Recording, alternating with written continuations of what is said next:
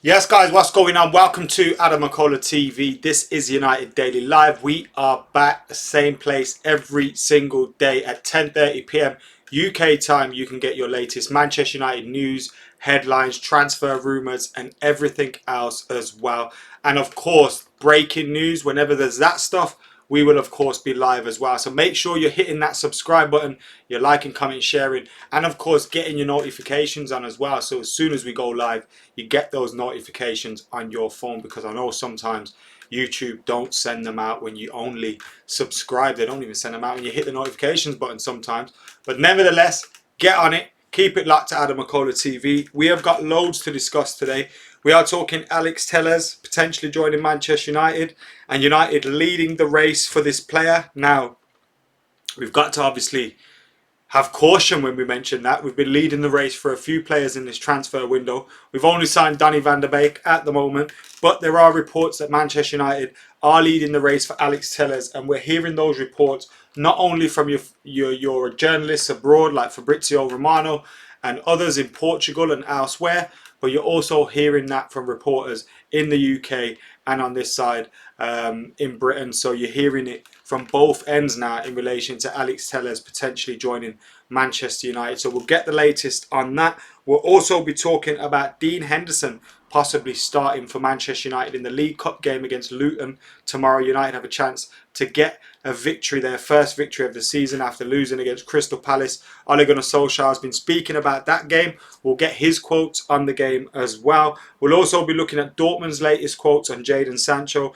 Their head of football has been discussing the player's future and is saying Jadon Sancho is staying at Borussia Dortmund. Patrice Evra had an Instagram rant today, a passionate rant about the state of affairs at Manchester United, a 20-minute rant about everything. And apart from one bit where he praised Avram Glazer, which, you know, I think is a big no-no. You can F the Glazers all the way. But 90% of what Paddy was saying, I think every single fan can echo those kind of sentiments. So we'll also be looking at Patrice Evra and his rant and some quotes from that too, and everything else that's out there about Man United. So keep it locked.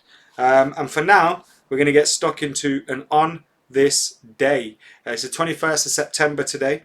And on this day, in 1994, Wednesday the 21st of September 1994, Paul Scholes creates Manchester United history on his debut. He notches a double in the League Cup against Port Vale at Vale Park to emulate the achievement of Bobby Charlton when United's World Cup winner made his first appearance for the club.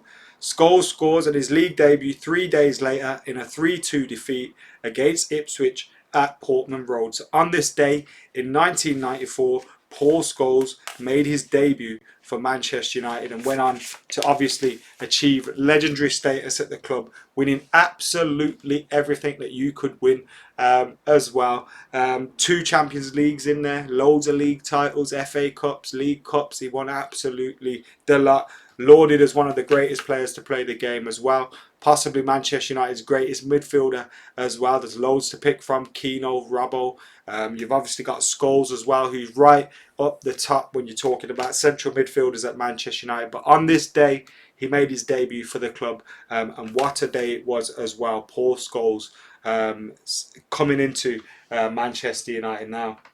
You can see a scoreline there. Don't know why that's showing up. That's been showing up for the last couple of minutes, but that shouldn't have been there. When did we last win 5-2? Who was that against? Bournemouth? Someone like that? Anyway, let's get stuck into the latest news on Manchester United. And Alex Telles continues to be linked with the club. He scored 2 goals from the penalty spot and got an assist for Porto this weekend, which has obviously helped fuel the speculation. What helps Manchester United's chances in this is that he's got 1 year left on his current deal, well, less than a year left on his current deal, as his deal expires next June, July. So he's got 1 year left on his current deal. He wants to leave Porto, and he's looking for a move elsewhere. His client, his agent, Pini Zahavi, has been looking for a move for his client, and he's been trying to get him a move around. Now, it's been believed as soon as that Sergio Reguilon move, United rejected that move because of the buyback clause. Pini Zahavi has seen an opportunity for United to get in there for Alex Telles. Now, United have been linked with Alex Telles before, and it's heated up recently Now, we do hear that PSG are also interested in Alex Telles, but Manchester United are ahead of them in terms of negotiations with FC Porto and the player. That's coming from Francesco Porzio from Dimarzio, who's reported that Manchester United are ahead of PSG in terms of negotiations with Porto and the player. Fabrizio Romano's also been reporting on it as well, and he says Man United and Porto are in talks for Alex Telles today, as well as with his agents. So not just with his agents, but we're also in talks with the club as well. Telles wants to leave, and the price tag is 20 million euros. Now, we've heard reports of a price tag between 20 to 25 million euros, which is 18 to 23 million quid, which would be a decent bargain for a player of, you know, who gets the kind of goals and assists that he does from fullback. I doubt he'd be taking our penalties, but nevertheless, he has good high goal contributions. He's an experienced player, comes in at 27, turns 28 soon. So he's still got a decent few years in him. Provides competition at that fullback spot that we need. When you look at, you know, Luke Shaw, we need him to be challenged in that fullback position. Brandon Williams can go over and help out Aaron Wan-Bissaka on the right. So, you know, a left back is one of those players that we do need. I think we need a right winger, and also a centre back as much as we do need a left back. So if we only got a left back, I wouldn't be happy with the transfer business this summer. But we do need a left back, and Alex Telles, you know, whilst I don't think he's guaranteed to be the man to do the job and is gonna solve all of our problems, I think when you look at the profile of the player, when you look at the way he plays, I think he's someone that will definitely come in and challenge for that spot. Obviously, you got to take into consideration whether he adjusts to the English game and all those kind of things. But nevertheless, the Guardian have also been reporting on this news in relation to Alex Telles as well, saying that Alex Telles is hopeful of sealing a move to Manchester United this week. Negotiations are advanced with United trying to drive his price down to a maximum of 25 million euros as he is in the final year of his contract. He would earn around £75,000 a week at Manchester United, and that come from the Guardian. So when you look at that, 75 grand a week, you know, United wouldn't be breaking their budget for that. I think Luke Shaw earns more than that. £75,000. It's a decent wage for a player. I think it's around 4 million a year. And you're bringing him in to compete in a spot that you need competition in. It's a move that makes sense. But Manchester United don't do things that make sense all of the time. It's also a move that is financially doable for any team the size of Man United, and it's a fair price, 18 to 23 million pounds for this player. You know, it's a fair price. So Manchester United, if they can't get this done, I don't know what they can get done, because I mean, you know, we can kind of understand delays in a deal that's worth 108 million pound. United trying to haggle over clauses and this, that, and the other. It's a massive deal. Do you know what I mean? But for a 25 million euro player to allow that deal to drag on for weeks and weeks would be very disappointing. Now, obviously, it's popped up, it's intensified in the last couple of days, so we'll see where this one goes. But we led the race for Sergio Reguilon as well. I was looking at the videos I did, and we did a video saying we're leading the race for Sergio Reguilon a couple of days just before he joined Spurs. So we need to take everything with a pinch of salt, as we say. So let's see what happens. Let's see. Stuart obviously hasn't grasped footballers' wages in the comments. He says 75k a week, do one. Play for the badge. Well, footballers have got to get paid, to be honest. I think all footballers are getting paid. And when you look at, you know, £75,000 a week at 27 at Manchester United, most players that would be coming to United have demanded 150 grand a week, 200 grand a week to come to United at that age a couple of years ago. And I think when you look at what Luke Shaw's being paid, which is probably like double that, I think it's a fair wage. Let's have a look. Get Telles at left back and Luke Shaw at left centre back, says Dominion. That's a possibility if we play with three at the back, but it's not something I'd want to see on a regular basis. I'd rather see three centre backs there than accommodating Luke Shaw at left centre back, to be totally honest with you. I know he played all right there, but I'd rather see Bailly and Lindelof and Maguire and Twanzebe and Ted Mengi playing there ahead of Luke Shaw. to be totally honest with you. So that's the latest on Alex Telles. Matt JD says, decent option, would enable us to use Shaw in a back three with Telles as a wing back, which is what we've just mentioned as well. We don't need Sancho, we have other needs, says Robert Wagner.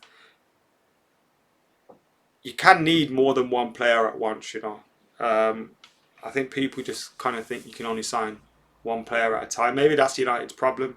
Ed Woodward can only work on one player at a time, or Matt Judge, or whoever it is there at the club that's doing with these deals. They can only work on one player at a time. That's where our problem is. But we definitely need a right winger. I don't know what the hell that's about. But anyway, who would my ideal centre-back signing be? My ideal centre-back signing would be Dale Upamecano. We have been linked with him this summer. Obviously, it's unlikely because he's just signed a deal. But he would be my ideal centre-back signing. Who do you guys think would be your centre-back signing? Reese says he rates Alex Telles. Get him in. Brandon's earning 100k a week, says someone. No, he's not. He's 100% not earning 100 grand a week. Stop believing everything you read, man. If you think Brandon Williams' first professional contract is £100,000 a week, you are out of your mind. Really want Upamecano to partner Maguire, says Rabs. Maguire has to start earning his corn, you know, and earning his spot at Manchester United as well. A lot of talk about Victor Lindelof. A lot of talk about Victor Lindelof, and rightly so. He was dreadful against Crystal Palace. But Harry Maguire's is bad, in my opinion. He's got to control that line. He's got to, you know, lead that line, drag people together. The line's just so disorganised. Luke Shaw are all over the place. Obviously, he's a grown man. He's got to look after his own positioning as well, but awful. Lindelof, awful. Maguire, awful. And those there, £140 million worth of player, don't look like it when they step out onto the pitch. Ahmed thinks Upamecano or Benoit Badiashile would be good. Dembele from Lyon being spoken about by Virage as well. We need at least 3 players minimum. Sancho, Telles and Upamecano, Stewart. They definitely tick the boxes in terms of the positions that we need to fill. If we ended up with that between now and October the 5th, I would be very surprised but very happy about Manchester United's transfer business. That is for sure. Now, Manchester United play Luton tomorrow in the League Cup 3rd round. Manchester United obviously need to be going in there and looking to get a victory, bouncing back after that result against Crystal Palace at the weekend. Obviously, no league points up for grabs, but match fitness, match sharpness, form, confidence, staking your place in that 11, you know, getting a victory on the board. We need to be at it. And Solskjaer has said in his press conference, we'll make some changes against Luton. Of course we will. For some it's pre-season, and for some they've only been here a week now for different reasons. Some of them need game time, and we can see we're lacking in sharpness. We just need to make the most of the training sessions in the games that we have. No injuries or no fresh injuries after that game on Saturday. But as I said, we'll rotate and give some minutes. After the game, we'll do some harder training this week to get ready for Brighton. Some will join the squad and go down there. So that's what Ole Gunnar Solskjaer was saying. There's also been reports that Dean Henderson has been informed that he will start Manchester United's Carabao Cup tie against Luton Town on Tuesday. And I think that's a fairly reasonable expectation, to be totally honest with you. He's kind of taken Sergio Romero's spot in the team now. And whilst I don't think David De Gea was particularly bad against Crystal Palace, I think it's, you know, kind of to be expected that we'll see Dean Henderson coming into the team in the Carabao Cup games, in the FA Cup games, and maybe in a couple of the Champions League games as well, depending on who we get. So Dean Henderson to start that game, I think that's a fair shout from the MEN, who are obviously were once a great institution, but nevertheless. So those is a little bit of, is a little bit of team news ahead of that game. No fresh injuries as well, which is obviously always good news for the Reds. Now, United Report shared the news via Telegraph, and James Ducker, and I know a few of you just mentioned Dale Upamecano, that Man United have an interest in Dale Upamecano, but need to offload players first. Jones and Rojo are proving hard to sell. As you can imagine, Chris Smalling looks like someone that's going to go, but it's a case of time. when that's going to happen, when we're going to get that deal done for Chris Smalling. But you know what? In terms of the centre-back signing, I can understand why we need to make sales, because you've got so many centre halves there. The issue is the club are making a hard deal of getting rid of these players. We gave Phil Jones a contract. I'm not going to blame Ole Gunnar Solskjaer for that. He was interim manager at the time, and we saw deals being handed out by the club at that time. A couple of days just before Jose Mourinho went, I think we gave Chris Smalling a contract. So we were seeing contracts being handed out around that period of time. And United probably thought they were protecting the value of Phil Jones. Clearly not. We've got an issue keeping him on our hands because we've got to pay his wages. We can't get rid of him. But I can get, like, when you've got that many centre halves on your books, Maguire, Lindelof, Bailly, Twanzebe, Teran Mengi, Marcus Rojo, Chris Smalling, Phil Jones. I can understand when you've got 8, 9 centre halves on your books, having to get rid of at least 2 of those, 3 of those before you can buy another one. Especially if it's going to be a big money signing like Dale Upamecano, and it's going to bring in, you're going to have to spend a decent bit of wages. I get that. I don't get not being able to sign a left back, not being able to sign your right winger by now. I don't get that at all. And we need to get better and more efficient in doing our business. But every Manchester United fan has been saying this for years. It's nothing new. And it kind of just feels like we're in an echo chamber now. But Patrice Evra has been speaking about the same things as well on an Instagram story, which if you haven't seen, you need to go and check it out. It's classic Patrice Evra. And these are a few quotes from that. He said, the only problem Ed has, I wouldn't say the only problem, but nevertheless, is trusting people he should never trust. He even trusts people outside the club that he shouldn't. That's what I can say about Ed. He went on to say, Bobby Charlton, George Best, they make the history of the club. All the people, they make the history of the club. And we try to respect it, 99 and us 08. Just some people, they want to blow all this legacy away. For what? Business. When we want a player and they cost, say, 20 million, we end up trying to buy him for 100 million. Now those players don't even want our money anymore. A sporting director from a top club called me and asked me to tell Matthew Judge to answer his phone. I think that quote is the most damning one that came out from Patrice Evra. The fact that a sporting director from another club is contacting somebody else that isn't even an employee of Manchester United trying to get through to someone from Manchester United. He said the club needs to stop being so arrogant. There are certain people at the club right now that don't even respect Sir Alex Ferguson. People need to understand we send lawyers to talk to players. So when we send lawyers, they talk about numbers. They are not people from the football world. I love this club and maybe one day I will work for the club again. But I work with my loyalty and I will never lie to any person who loves this club. I think some people who work for this club are damaging it. That's why we have to tell the truth to the fans. I know some people are scared to speak up about because they may not get a job in the future. I don't care. I don't need United. I love United. Some great quotes there from Patrice Evra, and it's a really refreshing thing to see coming from somebody associated with the club at such a top level.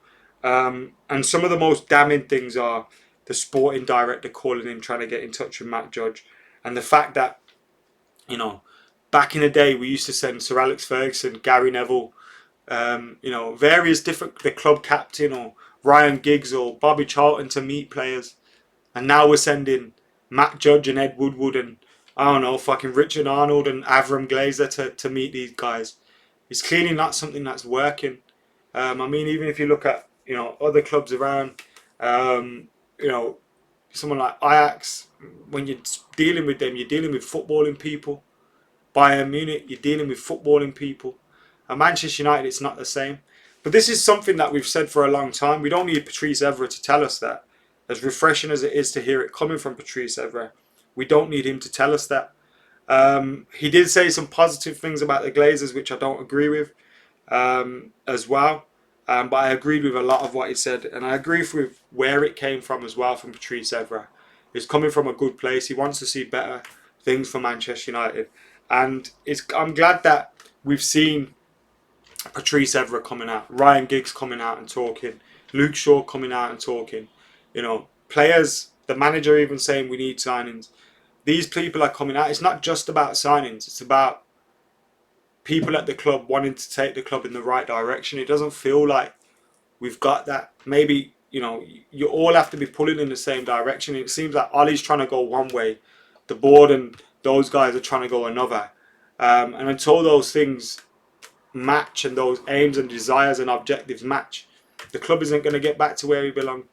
It never is. So yeah, you can see where Patrice Evra is coming from, and it's good to hear him call him out. Hopefully, the club, I don't know, will pay that in mind, but I don't think they will. Not the people within the club at all. Anyway, let's see some of your super chats in the comments. Thank you for your super chats, by the way. Ross says Vidic was strong, but he weren't the quickest. He had a partner in Rio that was strong and quick. Upamecano is strong. I'd have him with Maguire. So good shout. Why do you think we don't have a sporting director?